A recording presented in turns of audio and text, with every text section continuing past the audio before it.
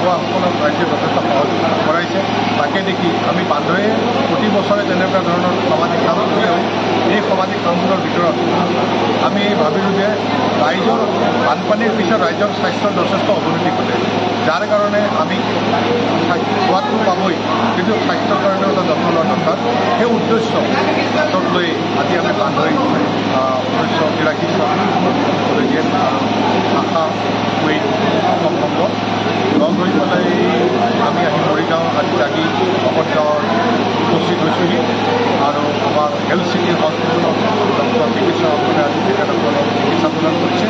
আৰু আমি ইয়াত মানে সুস্বাদু যি স্বাস্থ্যমূলক যি খাদ্য লগতে মেডিচিন সকলোখিনি যোগাৰ আমি কৰিবলৈ ৰাইজক আগবঢ়াই দিবলৈ আমি আগবাঢ়ি আহিছোঁ।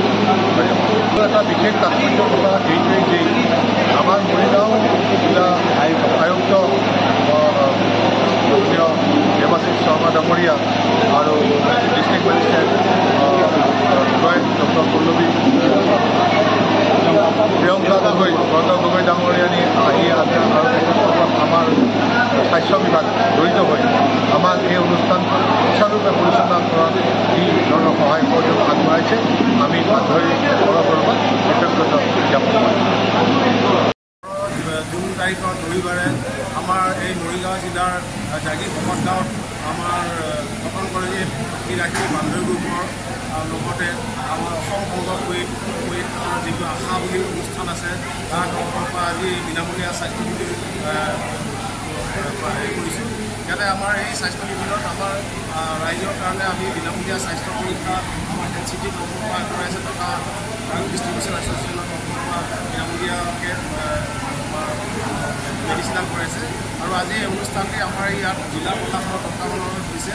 আমি আশা ৰাখিছোঁ যে এই অনুষ্ঠানটি সুফলভাৱে হৈ যায় আৰু এই অনুষ্ঠানটি সফল কৰাৰ বাবে আমি আটাইকে ধন্যবাদ জনাইছোঁ তথা আমাৰ মিডিয়াৰ সহযোগীসকলকো আমি ধন্যবাদ জনাইছোঁ। তেখেতলোক আজি আহি পেলাই আমাৰ অনুষ্ঠানত সহযোগ প্ৰদান কৰাৰ বাবে মই বিজন গোস্বামী অসম এছ'চিয়েশ্যন কুইনৰ তৰফৰ পৰা আটাইকে অভিনন্দন জনাইছোঁ।